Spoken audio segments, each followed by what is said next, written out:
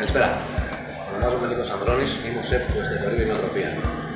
Το μαγαζί μας βρίσκεται στο Πικέρμι, σε ένα ζεστό και φιλόξενο χώρο που μπορείτε να δοκιμάσετε ανάμεσα σε 300 ετικέτες του εγχώριου και διεθνούς απευθόνα, σε συνδυασμό με τα πιάτα μας, τα οποία είναι της σύγχρονης μεσογειακής κουζίνας και απευθύνονται σε όλους και για όλα τα βαλάδια.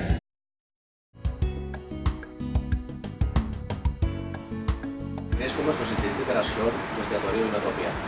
Εδώ μπορείτε να βρείτε μερικές πολύ σπάνιες ετικέτες στην Ελλάδα και το εξωτερικό και σε συνδυασμό με την κουζίνα μας. Έχετε μια ολοκληρωμένη γευστική εμπειρία.